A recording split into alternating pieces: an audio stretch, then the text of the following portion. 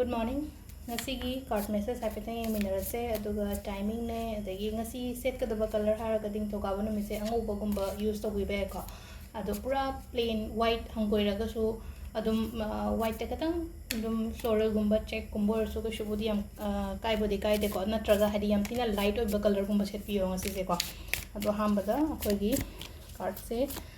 3 cards katang lo thosi ko 3 sidagi adum ama aina pamjaba number amadum khanbiro ko 1 2 3 sigi manung sida do hambada card message ing minarase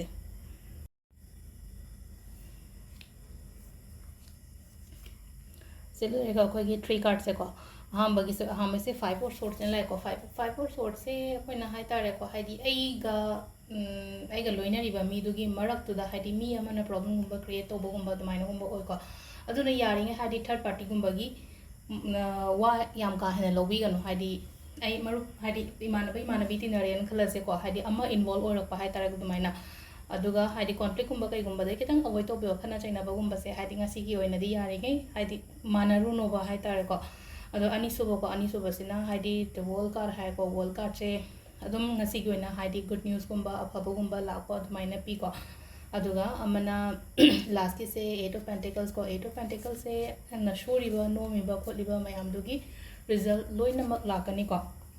adu sisina akoi gi card message lere aduga timing se ki pung mari ga minute nikuma thoi dagi na taru ka minute kun ma thoi bom lere dagi nipan ga minute ama dagi na mapan ga minute nikuma thoi bom lere ko adagi pung ama dagi na nungdangi pung 3 ka minute kun phawom lere aduga nungdangi na mung 10 dagi na 13 minute kun ma thoi phawom lere dagi amana